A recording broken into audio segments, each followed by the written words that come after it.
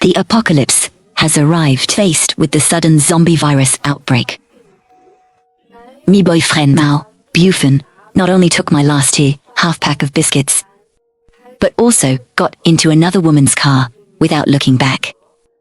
And just as I was holding an empty, instant noodle cup, curled up in the corner of the convenience store in despair, a crazy thought suddenly flashed through my mind. Refresh. Tommy surprise, Pfaffeninood in my hand. In the very next second came a rich scent of braised beef. My name is Lin Wan. My awakened superpower is the F-class refresh. In other words, power levels dictate your status in survival. And F-class simply means trash. Mao, Bufin awakened a level 1 strength enhancement. Even though it's also at the bottom tier, at least he can swing an iron pipe and smash zombies. But my refresh, in everyone's eyes, it's nothing but a joke. The Esper handbook describes refresh as can refresh an object within a 1 meter radius, no larger than 1 cubic meter, restoring it to a certain initial state. Cooldown team. 10 seconds. Sounds awesome, right? But in actual practice, if you refresh a book, it's still just that book. If you refresh a dirty rag, it is still just a dirty rag. So obviously, I was abandoned as Mao Bufin drove away in that woman's SUV, speeding off into the distance. I could even hear the mocking laughter from inside the car. Brother Fan, your girlfriend's superpower is a real joke. Refresh. Can she refresh herself? A future, don't even mention her. Bad luck. Following Sister Yan is the only right choice. Sister Yan has Earth-class fire manipulation. As their voices faded away, my heart turned cold inch by inch. I wouldn't cry. In the apocalypse, tears are the most worthless thing. At that moment, I just hugged that empty noodle cup tightly, like it was my last life-saving straw. Until that overwhelming scent of braised beef woke me from my numbness. With trembling hands, I picked up the seasoning packet. It was real, not a hallucination. Not only was there the aroma of wheat from the noodles, but also the heavy weight of the seasoning packets. Everything in front of me was telling me that this was all real. I never imagined that my superpower wasn't useless. It was just that we all misunderstood it. Restoring it to a certain initial state didn't mean restoring it to the state it was in a second ago. It meant restoring it to its original factory state. My heart was pounding wildly against my rib. Not out of fear, but out of extreme excitement. Immediately, I looked around this completely looted convenience store. On the shelves, there were torn snack bags everywhere. Empty drink bottles and empty battery packages. Without a doubt, in everyone else's eyes, this was garbage. But in me, this was an endless treasure trove. I didn't rush to boil water for the noodles right away, because in the apocalypse, the smell of any food would attract uninvited guests. Whether it was zombies or people who were even more terrifying than zombies. So, carefully, I climbed up to the store's second-floor warehouse and blocked the only door with heavy shelves. Only after confirming it was safe did I begin my experiment. I placed the empty noodle cup on the floor and chanted in my heart, "Refresh this cup." A faint, almost imperceptible ripple flashed before my eyes. In un instant, another brand new cup of braised beef noodles appeared. Again. Refresh another cup. Seeing this, suppressing my wild joy, I kept repeating it. Soon, right in front of me, a small mountain of instant noodles piled up. Even though my power had a 10-second cooldown, as long as I wanted to, I could have an infinite supply of noodles. Sun Mie fell on an empty mineral water bottle nearby. Refresh. The next second, oui das bla. Water actually overflowed from the bottle. Sure enough, a full 550 milliliters bottle of pure water appeared. Then, I looked at a discarded first aid kit packaging on the floor. Refresh. Immediately. A brand new first aid kit appeared in my hands. It was stuffed with bandages, disinfecting alcohol, cotton balls, and antibiotics. My breathing grew heavy. Food. Water. Medicine. The most precious resources in the apocalypse. Tome. They were endless. Inexhaustible. Malbufen, Sister Yan. Didn't you think my power was trash? Just wait, one day. You will come crawling on your knees, begging me for a bite to eat. For the next 3 days, I locked myself in the warehouse, madly executing my grand plan of refreshing the mountain of empty packaging left behind. Became my raw materials. Potato chips, biscuits, chocolate, beef jerky.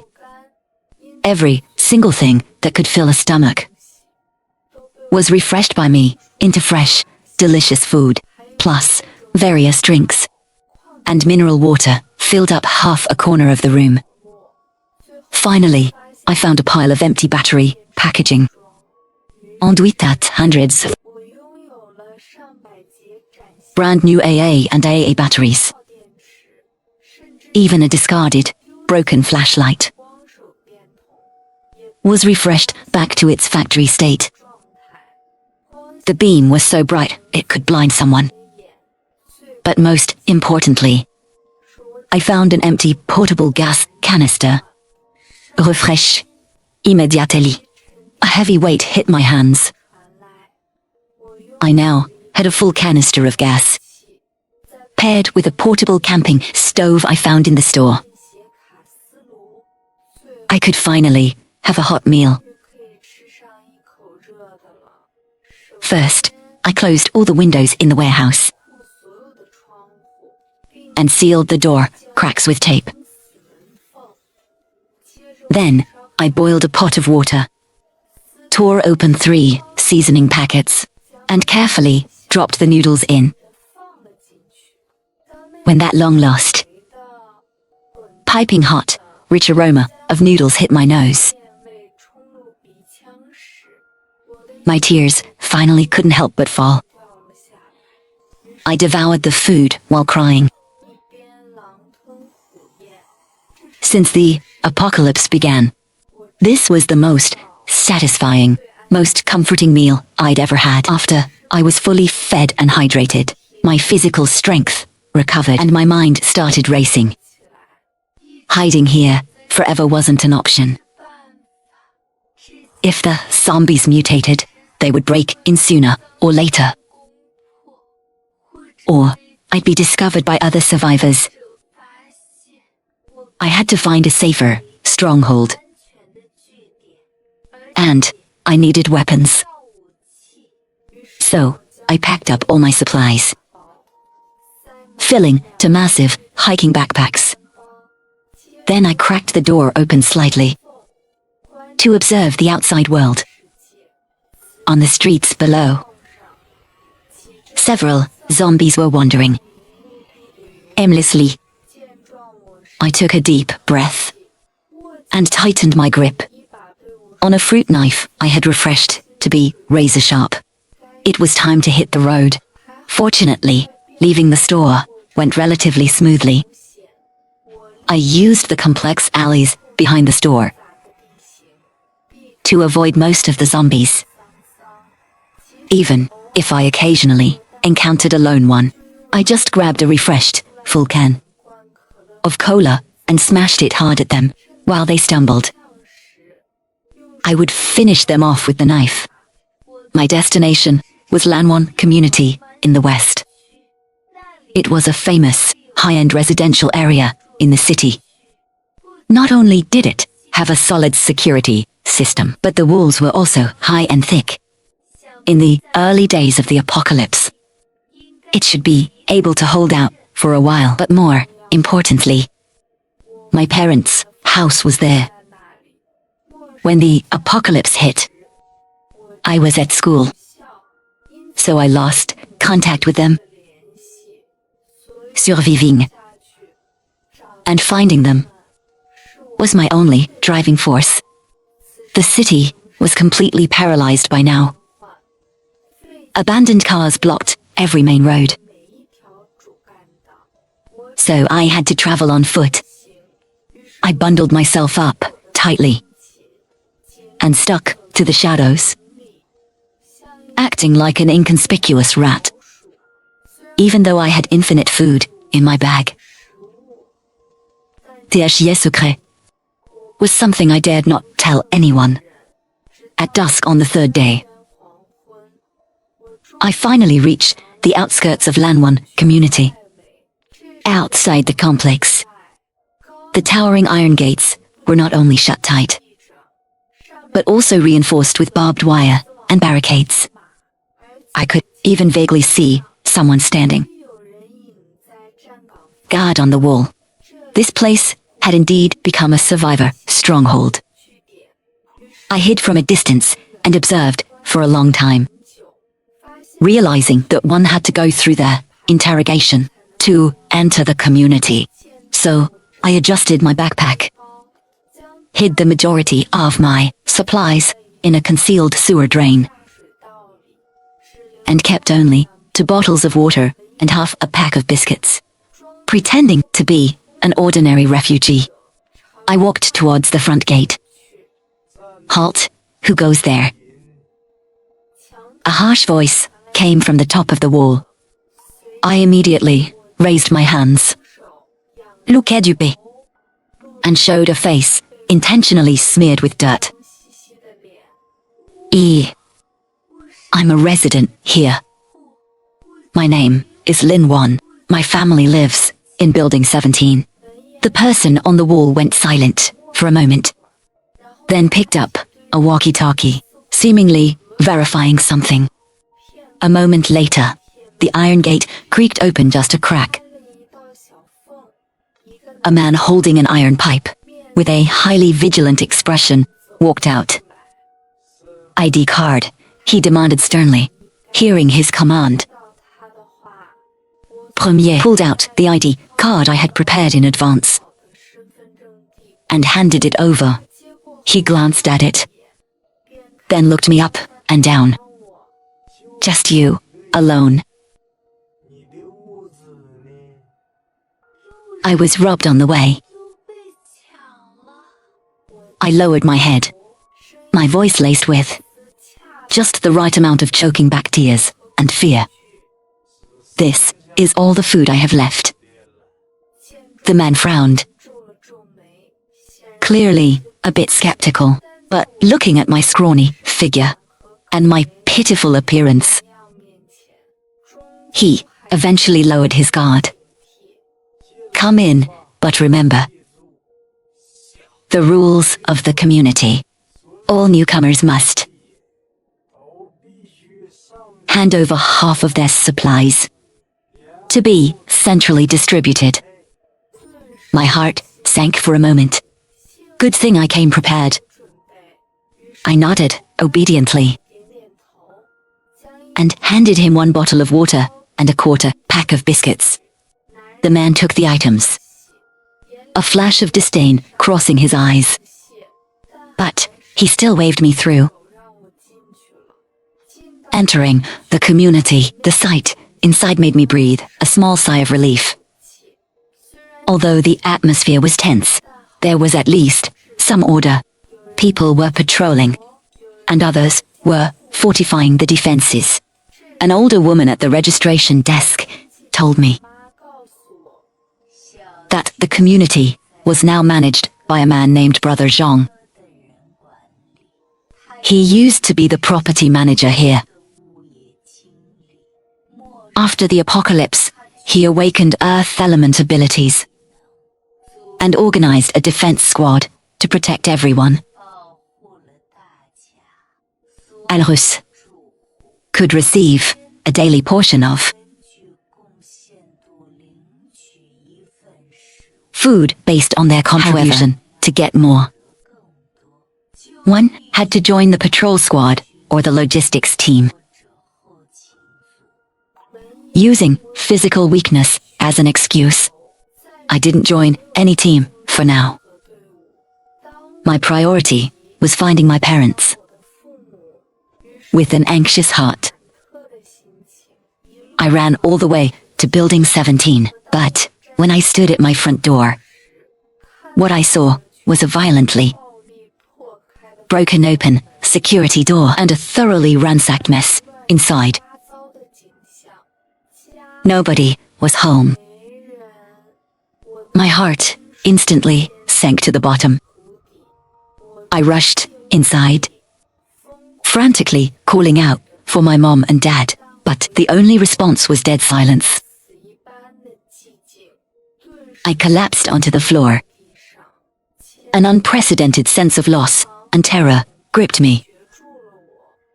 But just as I sat there, devastated, footsteps suddenly sounded outside the door. Oh? Looks like there's some easy prey here. I snapped my head up and saw 2 men blocking the doorway. The one in front had a shaved head, with a fierce scorpion tattooed on his arm. He was eyeing me with malicious intent. I recognized him. He was a low-level boss under Brother Zhang from the registration area. They called him Scorpion. Little girl. À la laune? As he spoke, Scorpion licked his lips, looking at me like I was a piece of meat. The owners of this house, a few days ago, owed Brother Zhang quite a lot of contribution points. They've already been kicked out. This house belongs to us now. My pupils constricted. Where did you kick my parents out to? Just outside the gates. Scorpion shrugged nonchalantly. In the apocalypse, people without abilities end up like that. But hey, you're not bad looking. If you're willing to entertain us brothers, we might consider letting you stay. We might even guarantee you food and drink. As soon as he finished, the other man also let out a sleazy laugh, taking step after step toward me. I immediately grabbed a chair nearby and screamed at the top of my lungs, "Stay back." Brother Zhang said, "No messing around inside the community." Scorpion just laughed, even more brazenly. Rules are dead. People are alive. Brother Zhong is busy, fighting over territory. With Scarface, from the He Industrial Park, no time to care about us. You think he'd punish us over some new girl? Seeing them get closer, I was backed into a corner. Without, I quietly slipped my hand toward my backpack's side pocket. A razor-sharp, refreshed fruit knife was in there. But just as I prepared to fight for my life, a cold, deep male voice suddenly echoed from the door. Stop. Scorpion and his accomplice froze in unison, turning around impatiently. What the F? Captain Shen. Seeing the man, the smile on Scorpion's face instantly vanished, quickly replaced by a flattering, obsequious expression. A man stood in the doorway. He was tall and imposing, wearing black combat gear. His face was expressionless, but his eyes were sharp as an eagle's. Elder Tengstein's hand. Dark red blood still lingering on the blade. Behind him were several, equally tough-looking squad members. I recognized him. He was Chen Feng, the strongest fighter in the defense force, captain of the Sharp Blade Squad. Rumor had it he awakened a rare metal element ability, and his power was unfathomable. He was Brother Zhong's most trusted weapon. However, Chen Feng ignored Scorpion. His gaze fell on me as he asked indifferently, "What's going on here?" Like grabbing onto a lifeline. I quickly said, They wanted to assault me." Scorpion's face paled, and he desperately defended himself. "Captain Chan, don't listen to her. Nonsense. Her parents owed us points. We're just here to take back the house." Chun Feng's eyes swept over the chair I was gripping tightly on the floor,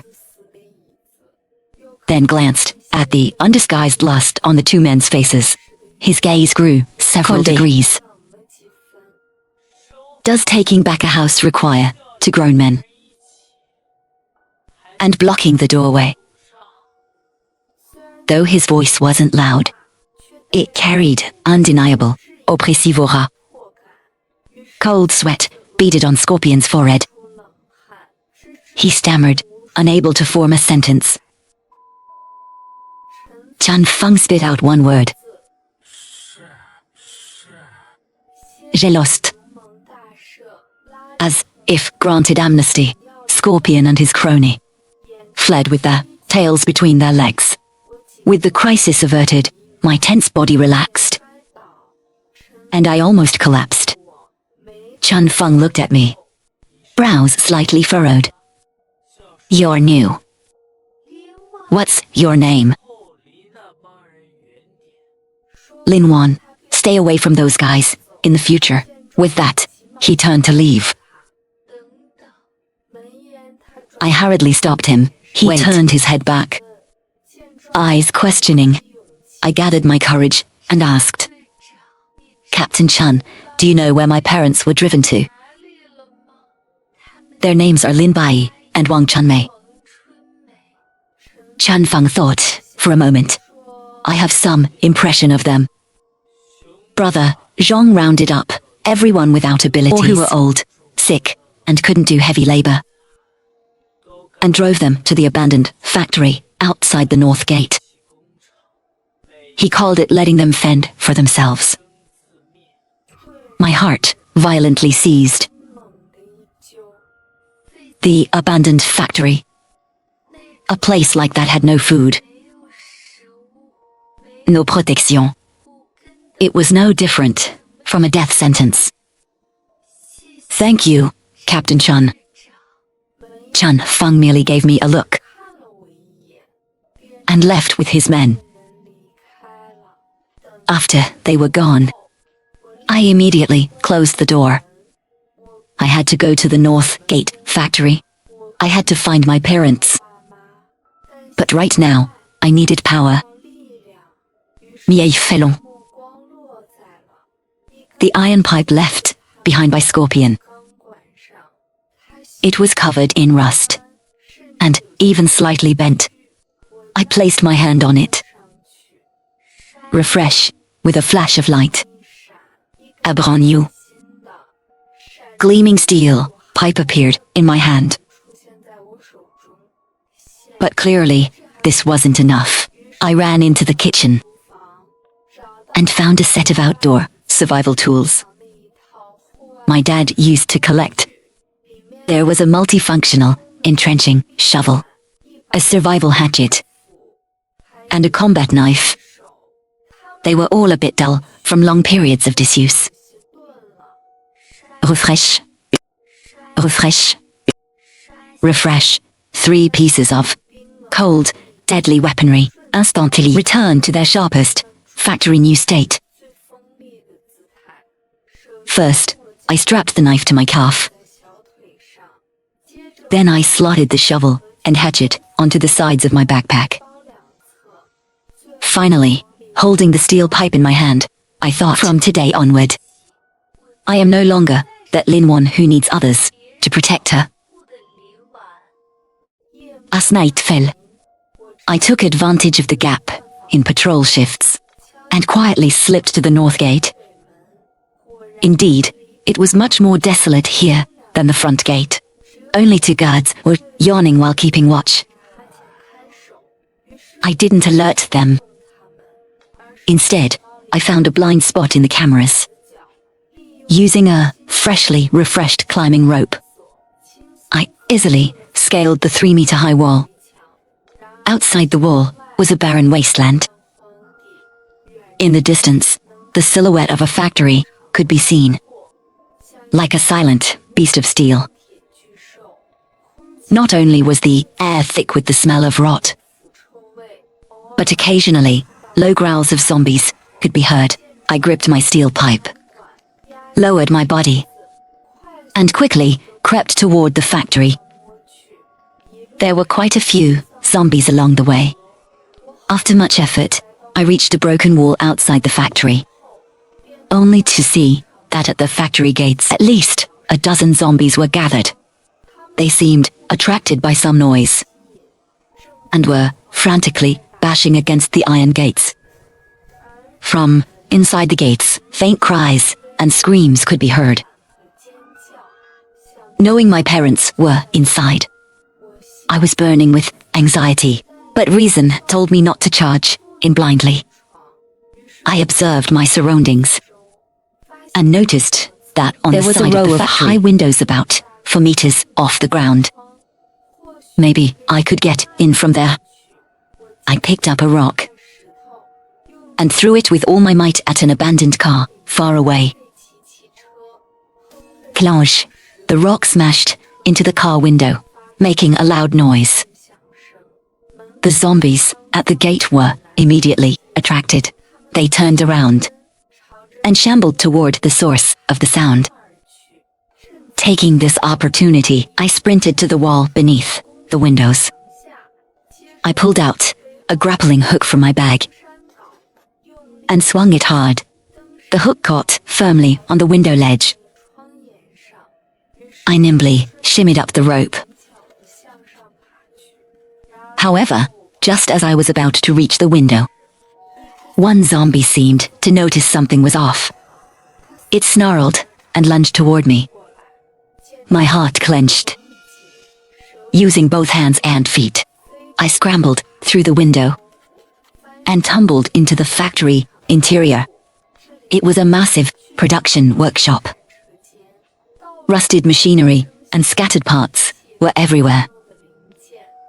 From the other end of the workshop, suppressed cries and arguing could be heard. I carefully walked over. Finally, in a corner, enclosed by scrap machinery. Premier sautem, Curled up in the corner were my parents. My mom was hugging her knees, crying silently, while my dad held her tightly, constantly comforting her. My eyes instantly turned red. "Mom, Dad," I choked out, startled by my voice. They violently snapped their heads up from the moment they saw me. Their expressions went from shock to disbelief, and finally melted into wild joy. 1-1. It's 1-1. My mom screamed, running towards me. We held each other tightly. "Oh, you child. You're still alive. Thank goodness. Thank goodness?" My mom sobbed uncontrollably. My dad's eyes were also red. He patted my back, saying, "It's good that you're back. It's good that you're back." The joy of reunion washed away all our fears and anxieties. But soon, a discordant voice broke this tender moment. "Hey, where did you pop out from?" A man with a nasty scar across his face stepped forward. Behind him followed several burly young men. Clearly, he was the boss here. He was the Scarface the people at Lanwan community had mentioned.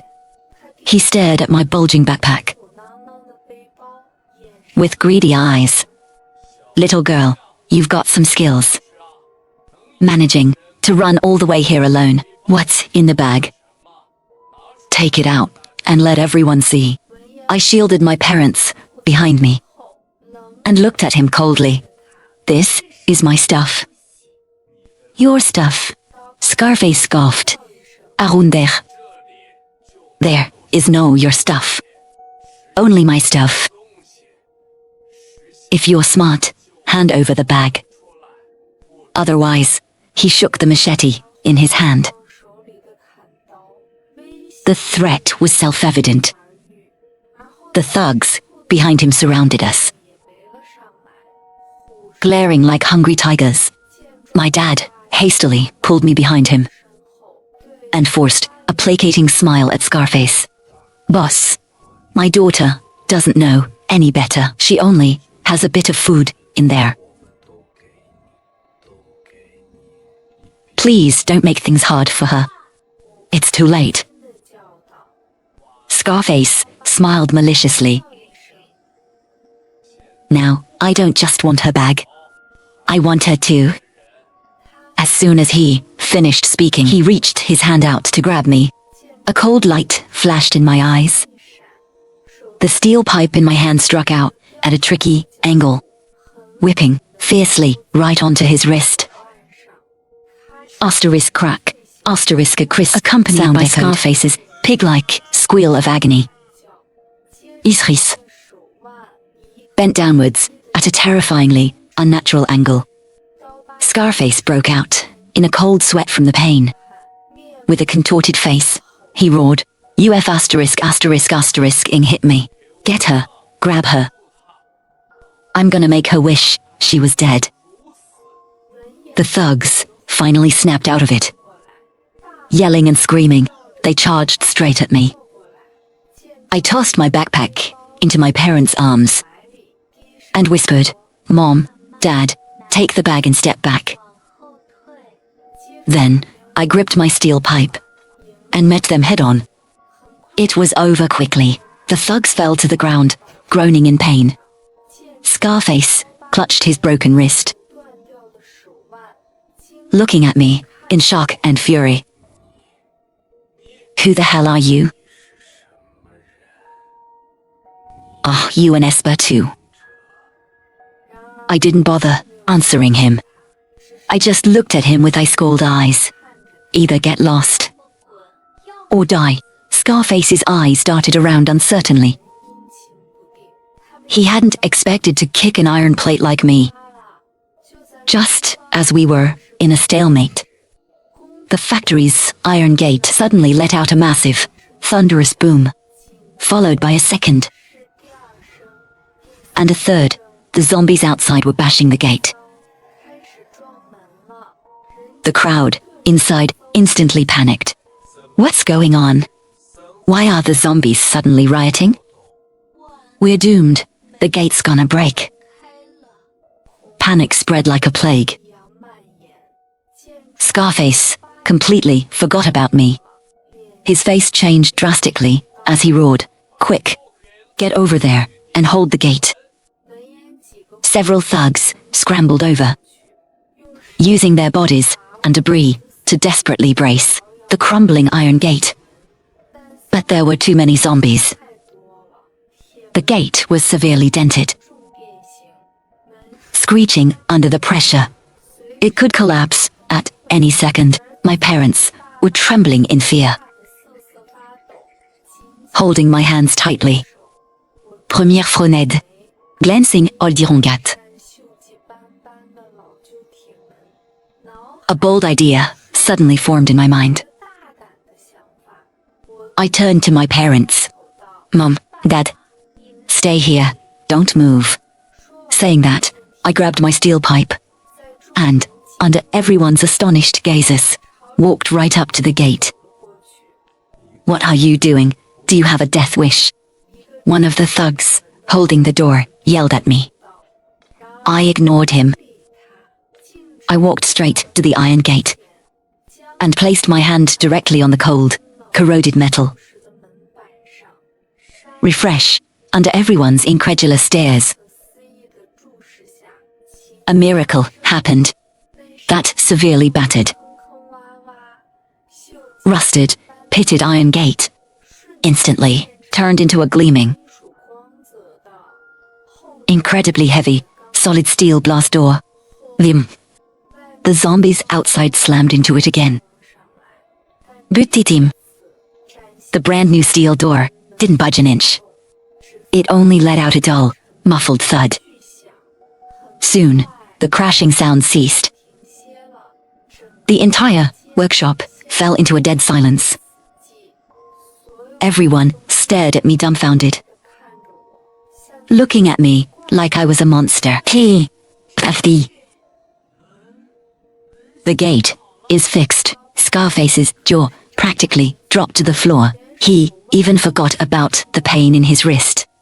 Pointing at me, he stuttered, You're super. Is restoration. Restauration. Well, that made sense from their perspective. What I just did certainly looked like restoration. I couldn't be bothered to explain. I pulled my hand back and stared at him coldly. This time, however, his eyes were no longer filled with greed and lust, but profound terror. Big C. He swallowed hard. Even his title, for me, had changed. Now, I failed to recognize Mount Tai. You're a great person with a big heart. Please don't lower yourself to my level. I didn't say a word. I just walked over to my parents.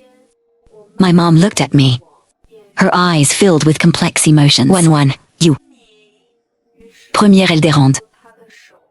And gave her a reassuring look. Mom. Don't be afraid. Ich sentais mère. Then, I looked back at Scarface. From now on, I call the shots here.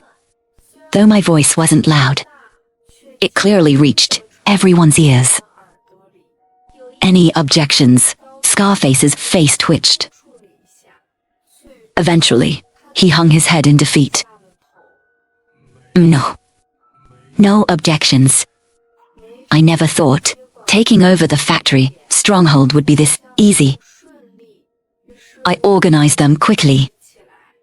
The able-bodied men were responsible for defense and scavenging. The elderly and women took charge of logistics and hygiene. My mom became my right-hand woman, helping me manage personnel and distribute supplies, although everything was moving in a good direction. I still harbored some worries in my heart, because back at Lanwan community, there was still that property manager, named Brother Zhang. A week passed peacefully. During this time, I used my refresh ability on several abandoned electric bikes found in the factory, restoring them all to their fully charged factory state. I also found Ker's pot gear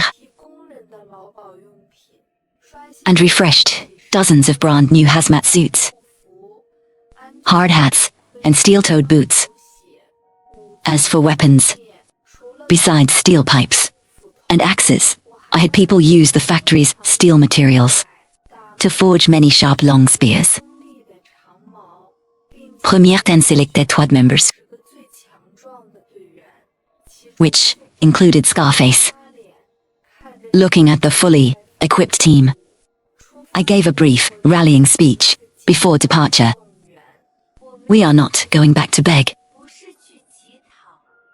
We are going to take back what is rightfully ours. Lanwan community has solid walls and comfortable houses. We are going to establish a truly safe home there. Those willing to follow me, get on the bikes. Unsurprisingly, no one hesitated. After witnessing my miraculous abilities, they had a near-blind faith in me. Soon, the 20-person convoy set off grandly toward Lanwan community. When we arrived at Lanwan's north gate, the guards on the wall obviously spotted us too. Looking at our well-equipped team, they were instantly stunned. Who goes there? Scarface? Weren't you kicked out? Why are you back? A guard recognized Scarface and shouted loudly. However, Scarface was now my most loyal follower. He straightened his back and shouted back with a booming voice. We're here to talk business with Brother Zhang. Talk business with you lot. The guard scoffed in disdain. Hearing this, I got off my bike, walked to the front, and said, "Go tell Brother Zhang, Linwan is back." I said, indifferently, although the guard didn't know me. Seeing me surrounded by the others like a leader, he knew I was someone important. So, he hesitated for a second, then still used his walkie-talkie to report it. Soon, the gates opened. Brother Zhang walked out with a large group of men. Leading the group, alongside him, was the captain of the Sharp Blade Squad, Chun Feng. Brother Zhang was a middle-aged man in his 40s. He had a prominent beer belly, and his eyes were both calculating and arrogant. He saw our team, especially our brand new gear, and our well-fed, energetic states. A flash of surprise and greed crossed his eyes. I was wondering who it was. "So, it's Miss Lin," Brother Zhang said with a fake, plastic smile. "Haven't seen you in days. Where did you strike it rich, Miss Lin?" Isgaz swept back and forth across the bikes, and the supplies loaded on them. Seeing this, I cut straight to the chase. Brotersiong, lead around the bush. I want to bring my people to live in Lanwan community. But Brother Zhang acted as if he'd heard the funniest joke in the world. He burst into loud laughter. "Miss Lin, are you sleepwalking? Lanwan community is my territory, won by my own blood and sweat. On what grounds should I let you in?" Ontis. I snapped my fingers. Behind me, Scarface brought up a large box. Open it. It was completely full of perfectly packaged, high-energy, compressed biscuits. Brother Zhang's laughter stopped abruptly. The defense squad members behind him all gasped in shock, staring fixedly at that box of biscuits. Although Lanwan community had good defenses, they had many people and high consumption. Food had always been extremely scarce. Their daily ration was barely a piece of black bread. Where did you get so much food? Brother Zhang's voice went dry. You don't need to know where I got it. I'm just asking you, do we have a deal or not? Brother Zhang's eyes flickered rapidly. What kind of deal do you have in mind? Simple, my people move in. We provide a portion of the food. You are responsible for the community's security. And we co-manage this place. Brother Zhang's face instantly darkened. Little girl, your appetite is a bit too big, isn't it? If you disagree, then we'll just fight our way in. Fight your way in. Brother Zhang laughed out of pure anger. Just the 20-something of you. Chun Feng, at his command. Chun Feng and the sharp blade squad behind him stepped forward in unison. Seeing this formation, my people immediately tensed up. But I looked at Chun Feng nonchalantly and said, Captain Chun, do you also think we can't get in? Chun Feng was silent for a moment, then spoke. Miss Lin, you are very strong. But Lanwan community has 200 defense squad members. Forcing your way in won't do you any good. Clearly, his words were a well-intentioned warning. Brother Zhang, on the side, laughed smugly. You hear that? Little girl, don't reject her. Toast only to be forced over all to drink a forfeit. And I might consider letting you and your parents move in as ordinary residents. As for these people under you, he glanced at Scarface and the others with a disdainful look. Go back to wherever you came from. I suddenly smiled. Looks like there's nothing left to discuss. I slowly raised my right hand, aiming it behind them. Staatsitalistenschel Unity. Erreur. What are you trying to do? Xin Broxiong had a bad premonition. Fresh. That massive building, second, along with everything inside it, simply vanished into thin air. Instantly, the expressions on everyone's faces froze. It's gone. The building is gone. Soon, Brother Zhang's men completely broke down. They dropped their weapons and scattered, crying and screaming. Only Brother Zhang himself collapsed onto the ground, his face ashen, his lips trembling, unable to utter a single word. As for Chun Feng and the sharp blade squad, although they hadn't broken down, every single face was written with absolute shock and terror. I slowly lowered my hand and walked up to the completely paralyzed Brother Zhang. Eluke Dupe, staring at me like I was a monster. You exactly. What kind of monster are you? I looked down at him from above, my voice freezing cold. Now, can I bring my people inside? Yes, yes. Hearing his answer, Première tournée d'around to Scarface and the others, who were equally stunned. Premier ordre red. Marvin. Only then did my team snap out of their daze. Just like that, our group drove grandly into the community. No one dared to stop us again. After settling into Lanwan community, the first thing I did was clear the house. Brodisyong and his core subordinates, who used to abuse their power, were all locked up by me. Although I didn't kill them, I abolished their superpowers. To them, this was a fate worse than death. As for Chunfeng and the Sharp Blade Squad, I chose to recruit them. What exactly do you want? He asked me, his attitude very sincere. What I want is a stable, orderly home. I answered him, I need your help. He stayed silent for a long time. Finally, he bowed his head to me.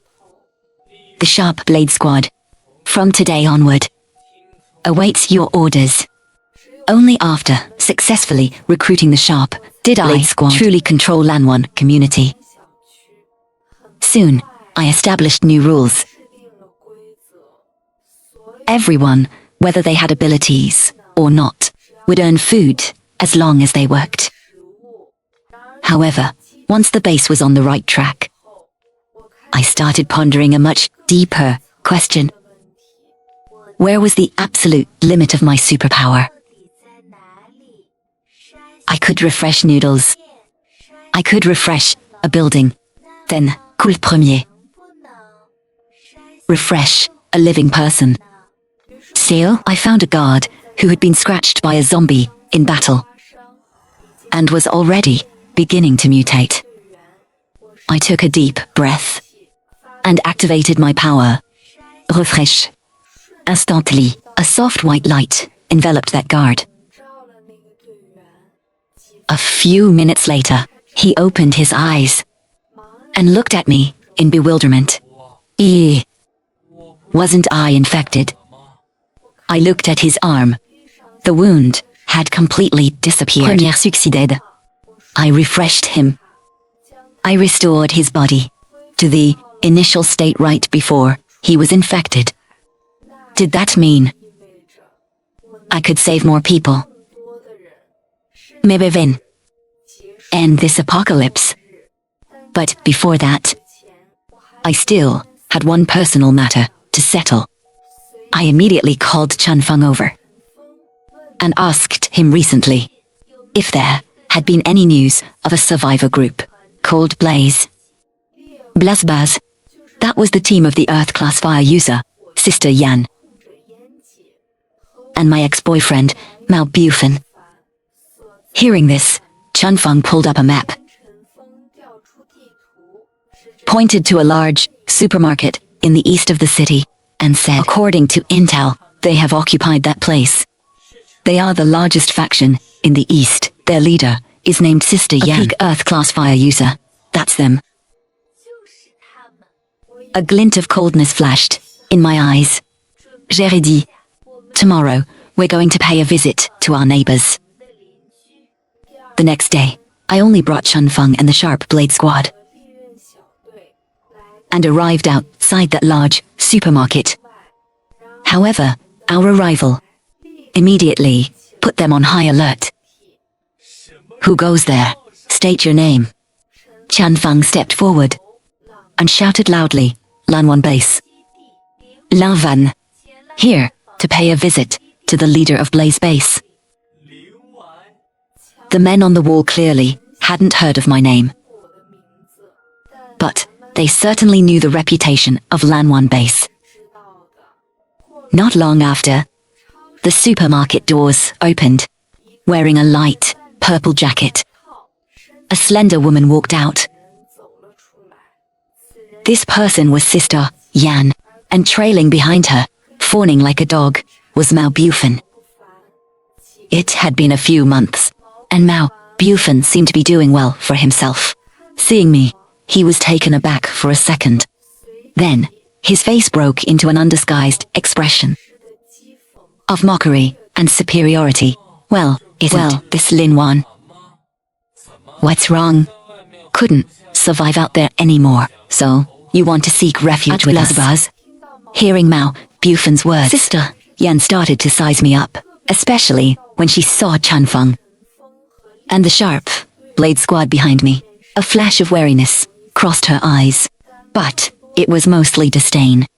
Lanwanbaz? Never heard of it. We don't take in useless people here. For the sake of us, all being survivors. Leave your cars and supplies behind. And then you can get lost. At this, Mao Bufan arrogantly echoed her words. Like a fox exploiting a tiger's might. Did you hear that, Lin Wan? For the sake of our past relationship, I advise you not to be ungrateful. The way you are right now. You're not even worthy of carrying Sister Yan's shoes. Look at glutting fuss. I suddenly laughed. Mao Bufan, do you still remember that empty, instant noodle cup you threw at me? Hearing this, Mao Bufan froze, not understanding why I suddenly brought this up. What noodle cup? I don't remember. Then he waved his hand impatiently. Hurry up and get lost. Stop being an eyesore here. You don't remember, but I remember it very clearly. I dropped my smile. My eyes turning, I scold. Today, I'm here to make you eat it. What did you say? Mao Bufan looked like he'd heard the biggest joke in the world. He pointed at me and laughed loudly. Lin Wan, is your brain fried?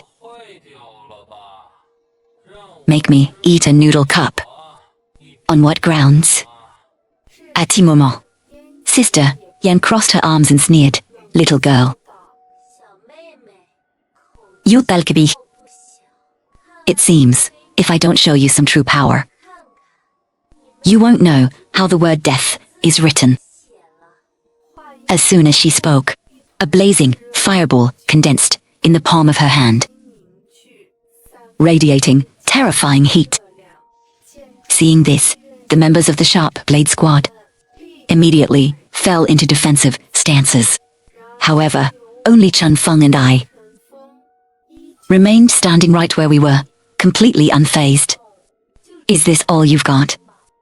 I looked at the fireball in her hand and shook my head. Too weak. Saying that, I raised my hand. The next second, the fiercely burning fireball in Sister Yan's palm. Poof. It extinguished into thin air. The smug smile on Sister Yan's face instantly froze. She stared in absolute disbelief at her own completely empty palm. Oh. How is this possible? Where is my fire?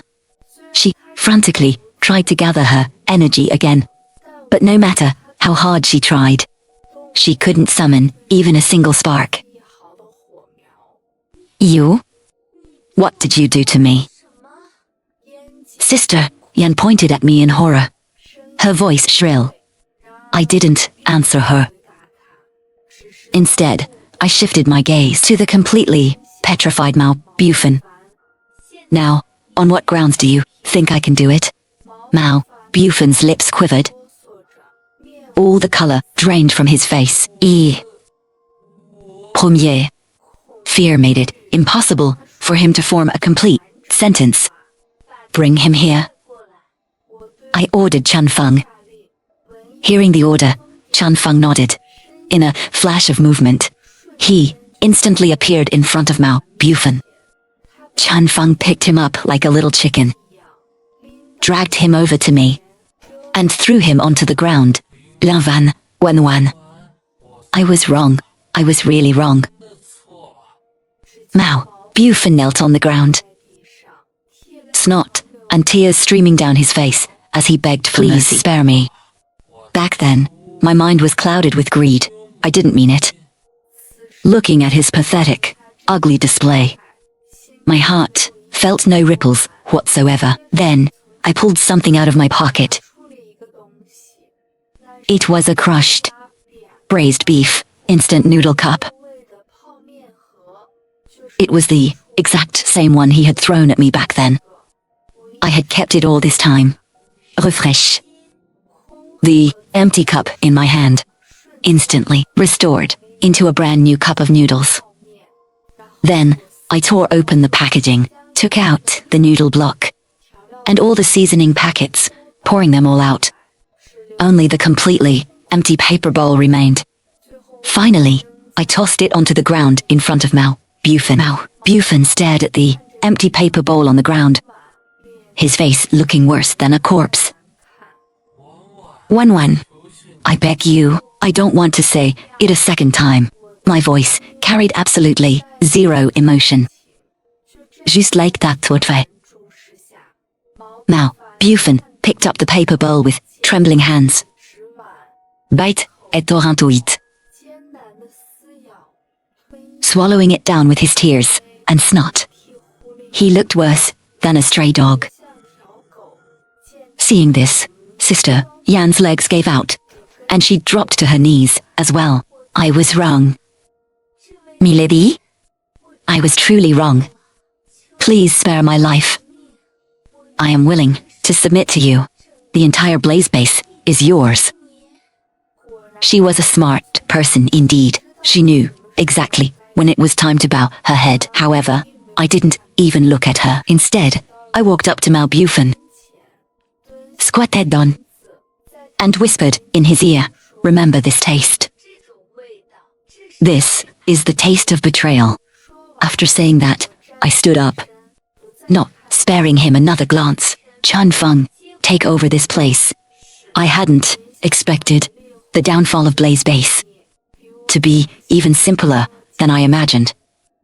Having resolved the knot in my heart with Mao Bufan, I devoted all my energy, frottement, to the development of the base and researching my ability. I established a secret medical laboratory, managed by my parents. It specialized in admitting those who were infected and saving their lives. Gradually, the name Linwan became a legend. The 5th year of the apocalypse, Lanwan base had expanded into a massive city, with a population of 100,000. The City of Hope. And Chun Feng was now the commander-in-chief of the City of Hope. He stood behind me, reporting the latest situation. City Lord, the zombie horde to the west, is getting closer. The scale is unprecedentedly massive. Their leader is an S-class mutated zombie that we've never seen before. And it possesses intelligence. Zombies were the ultimate catastrophe in the apocalypse. They possessed the power to destroy an entire city. Are you ready? Première escade. Chun Feng took a deep breath, stood at attention, his eyes resolute. The City of Hope lives and dies with you. Première smiled, and shook my head. No, we will not die. I turned around and looked at him. It is time for this apocalypse to end. So, standing alone, I stood atop the highest building in the City of Hope.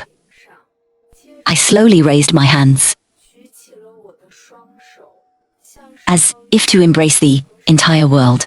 Everyone thought I was about to unleash some apocalyptic attack, but they guessed wrong. My superpower was not meant for destruction. It was meant for salvation. Finally, I closed my eyes and unleashed all my power, without any reservation. Time seemed to freeze at this very moment. Then, a soft, indescribable, boundless white light, with me at the center, began expanding outwards across the entire world, wherever the light touched. The frenzied zombies halted in their tracks. Their rotting bodies began to heal. Their cloudy eyes regained clarity. The violence and bloodlust in their eyes were replaced by confusion and humanity. In the end, the entire world was refreshed. It was as if that 5-year-long nightmare was nothing but an illusion. At this moment, the rooftop, I felt the gentle, warm breeze